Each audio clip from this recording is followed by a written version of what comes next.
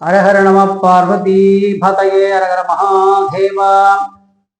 அன்பார்ந்த ஐடிவி சேனலை சப்ஸ்கிரைப் செய்து பெல் பட்டன் அழுத்தி ஷேர் பண்ணி நிறைய பேருக்கு கமெண்ட் பண்ணி நிறைய விஷயங்கள் கேள்விகளாக கேட்டு வரும் அன்பர்கள் அனைவருக்கும் புதுச்சேரியிலிருந்து வாசுதேவனின் அன்பான வணக்கங்கள்.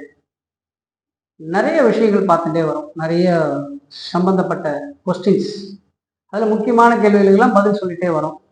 நிறைய ஒரு 5 பேர் சேர்ந்தாப்புல ஒரே மாதிரியான கேள்விகள் கேட்கும்போது அதற்கு விடை கொடுத்து வருகிறோம். கனவுகள் அப்படின்னு நிறைய பேர் கேட்டிருக்காங்க. கனவுகள் பற்றி சொல்லுங்க சார், கனவுகள் வந்தா எந்த மாதிரியான விஷயங்கள் இருக்கு, நிறைய பேருக்கு வரக்கூடிய கனவுகள் என்ன அப்படிங்கிறத பற்றி நம்ம பார்க்க போறோம். நிறைய பேருக்கு அதிகமான கனவுகள் வருவது என்னன்னா, தூங்கிட்டே இருக்கும்போது இருட்டா ஒரு உருவம் வருகிறது, ஒண்ணுமே தெரியல, உருவம் மட்டும் மனித ரூபத்தில் இருக்கிறது, கருப்பா இருக்கு, மேல விழற மாதிரி இருக்கு, அமுத்தி பிடிச்சிக்குது, பக்கத்துல இருக்கிறவங்களை எழுப்பணும்னு சத்தமா குரல் கொடுத்து கூப்பிட்டா கூட அவங்க திரும்பி பார்க்க மாட்டேங்கிறாங்க, அவங்க அவங்க மேல கையை வச்சு எழுப்புறோம் அப்பயும் எழுந்திருக்க மாட்டேங்கிறாங்க. அப்படின்னா அன்றைய தினம் உங்களுடைய ஆன்மா மேலெழும்பி திரும்ப உங்க மேலேயே உட்காருகிறது என்பதுதான் உண்மையான விஷயம். உங்களுடைய ஆன்மா உங்களிடமிருந்து வெளியே உங்களையே அது மேல உட்காரும் போது உங்களுக்கு யாரோ அமுத்துற மாதிரியும் விஷயங்கள். ஆன்மா உங்களை விட்டு வெளியே பிரிந்து சில வேலைகளை பார்த்து விட்டு திரும்ப உங்களிடத்துல அமர்வது தான் உண்மையான விஷயம். அப்போ உயிர் போயிடுமா சார்? உயிர்லாம் போகாது. அப்படி அந்த ஆன்மா வெளிவரக்கூடிய விஷயமாக இருக்குமே தவிர உயிர்லாம் போகக்கூடிய வாய்ப்புகள் இல்லை. இப்போ இந்த ஆன்மா நம்மளை விட்டு வெளியே வரும்போது பக்கத்தில் இருக்கிறவங்களை கூப்பிடுற மாதிரி தெரியும், ஆனால் நம்ம ஆன்மா தான் அதை கூப்பிடுகிறது, நம்ம உடல் அதை கூப்பிடவில்லை என்பதை நீங்கள் நன்கு அறிந்து கொள்ள வேண்டும். கனவு இது கனவு, இது கனவுல வரக்கூடிய விஷயம். அப்ப என்னன்னா, எதையோ நோக்கி முன்னேற்றம் பெறக்கூடிய ஒரு விஷயத்தை உங்களுக்கு கொடுத்து கொண்டிருக்கிறது ஆன்மா அப்படிங்கிறது உண்மையான விஷயம். இப்போ உதாரணத்துக்கு ஒரு தெய்வத்துக்கு முன்னாடி நம்ம உட்கார்ந்துருக்கோம் அப்படின்னா, அப்ப நம்ம அந்த பூஜை நடக்கிறது, சுவாமி அங்க அர்ச்சனை பண்ணிட்டு இருக்கார், தீவாரணம் பண்ணிட்டு இருக்கார், அபிஷேகம் பண்ணிட்டு இருக்கார், நமக்கு கொட்டாவி அதிகமாக வருகிறது.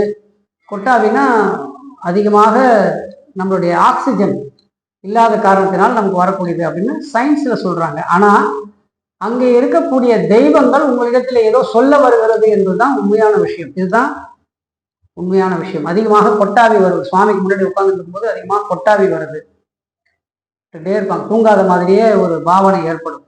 இது சுவாமி அங்க இருக்கக்கூடிய தெய்வம் ஏதோ ஒரு விஷயத்தை உங்களிடத்துல சொல்ல வருகிறது என்பதுதான் உண்மையான விஷயம். இதை நீங்க முதல்ல சுவாமியோட நீங்க உங்களை மிங்கிள் பண்ணிக்கணும் அப்படிங்கிறது தெரிஞ்சு. நல்ல விஷயமா தான் இருக்கும், தீய விஷயமாக இருக்கிறதுக்கு வாய்ப்பு இல்லை. அப்ப இந்த உடம்பிலிருந்து வரக்கூடிய ஆன்மாவானது திரும்ப நம்ம உடம்பு மேல விழக்கூடிய விஷயம் தான் அழுத்துற மாதிரி இருக்கக்கூடிய கனவு அப்படிங்கிறத தெரிஞ்சுக்கோங்க. அப்ப காலம்பரை எழுந்து என்ன பண்ணலாம் அப்படின்னா, உங்க குலதெய்வத்தை பிரார்த்தனை பண்ணி, உங்க வீட்டிலேயே குலதெய்வத்தை பிரார்த்தனை பண்ணி 2 கல்கண்டு எடுத்து சுவாமிக்கு நேர்த்தி பண்ணினா அடுத்த நாள்ல இருந்து அந்த கனவுகள் வருவதற்கு வாய்ப்பு குறைவாக இருக்கும். மன அழுத்தம், ஸ்ட்ரெஸ், மன அழுத்தம், நம்மளுடைய மன அழுத்தத்தை நம்ம அதிகமாக தூங்கும் போது வைத்துக் கொண்டே இருந்தால் இந்த மாதிரி ஆன்மா வெளியே உள்ள போகக்கூடிய ஒரு விஷயம் ஏற்படும். அதுதான் கனவாக வருவது. அந்த இருட்டா வர்றதுக்கு இன்னொரு விஷயம், மூதாதைகளுடைய நம்ம செய்யக்கூடாத திதிகள் தர்ப்பணங்கள் இருந்தால் அதை செய்யணும் அப்படிங்கிறதுக்காக அது மேலெழும்பி வரக்கூடிய ஒரு வாய்ப்பாகவும் இருக்கிறது. அதையும் நம்ம செய்யணும். அமாவாசை அன்று மூதாதைகளுக்கு அட்லீஸ்ட் ஒரு கிலோ அரிசி, ஒரு வாழைக்காய், ஒரு 11 ரூபாய் தட்சிணை வெத்தலை பாக்கு வச்சு அருகில் இருக்க கோயில் இருக்கக்கூடிய அர்ச்சகருக்கு தானமாக கொடுப்பது, இதை செய்யணும். இது செய்தாலே ஓரளவுக்கு அந்த மேலெழும்பக்கூடிய ஆன்மா கனவு வரதுக்கு வாய்ப்பு இல்லை. அப்புறம் தண்ணீர் மேல் நடப்பது போல கனவுகள். தண்ணீர் ரொம்ப அதிகமா இருக்கு சார், நான் அது மேல நடந்து போறேன் அப்படிங்கிற மாதிரி, இது நல்ல கனவு. கோவில் கோபுரங்கள் இருக்கு சார், கோவில் தேர் திருவிழா சார், நான் சுவாமி கிட்ட பக்கத்துல நின்று வேண்டிக்கிறேன் சார், சுவாமி அதிகமா வருது சார் கனவுல அப்படின்னா இதெல்லாம் நல்ல கனவுகள் அப்படின்னு சொல்லக்கூடிய ஒரு விஷயம், நல்லது நடக்கக்கூடிய விஷயங்களாக இருக்கும். அப்புறம் சார் குப்பமேட்டில் நின்றுட்டு இருக்கா, ஒரே அந்த இடம் பூரா ஒரே எனக்கு அருவருப்பாக இருக்கக்கூடிய இடமாக இருக்கிறது, அது மேல நான் நிக்கிற மாதிரியான ஒரு போக்கு இருக்கிறது, மலஜலங்கள்லாம் கழிக்கிறாங்க எல்லாரும், அந்த இடத்துல நான் நிக்கிறேன், எனக்கு அருவருப்பாக இருக்கிறது அப்படின்னா பணம் காசு வரக்கூடிய விஷயமாக இருக்கும்.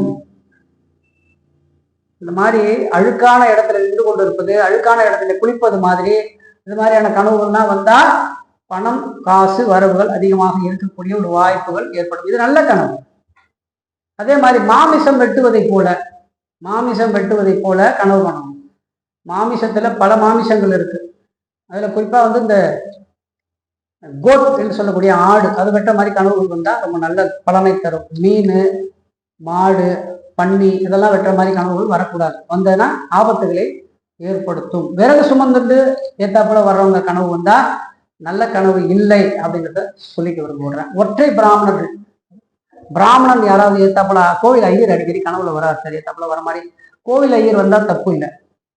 திவசம் போய் சாப்பிட்றாங்க பாருங்க, அந்த மாதிரி பிராமணர்கள் ஏத்தாப்புல வந்தா கனவு காண்ற மாதிரி இருந்தா அது தீய கனவு அப்படிங்கிற மாதிரியான ஒரு போக்கு இருக்கிறது. அப்போ இந்த மாதிரியான விஷயங்கள், அப்போ நான் என்ன சொல்லியிருக்கேன், இதுல விலங்கினங்கள்லாம் வருது சார். பாம்பு, வெள்ளை பாம்பு தீண்டுகிற மாதிரி கனவு இருக்கிறது நல்ல கனவு. கருப்பு பாம்பு தீண்டுவது போல இருந்தால் ஒரு தீய கனவாக இருக்கக்கூடிய வாய்ப்புகள் நிறைய இருக்கு. யானை துரத்துவது போல, யானை முட்டுவது போல, யானை உங்களை தூக்கி அடிப்பது போல இருந்தால் நல்ல கனவு. யானையை நீங்க துரத்துன்னு போற மாதிரி இருந்தால் அது தீய கனவு. நல்லா கவனிக்கணும். யானை உங்களை துரத்துகிற மாதிரி கனவு வந்தால் நல்ல கனவு. யானையை நீங்கள் துரத்தி கொண்டு போவது போல கனவு வந்தால் தீய கனவு. அதனால நிறைய விஷயங்கள் இருக்கு. கனவுகள் இன்னும் நிறைய கனவுகள் இருக்கு, ஏகப்பட்ட கனவுகள் இருக்கு.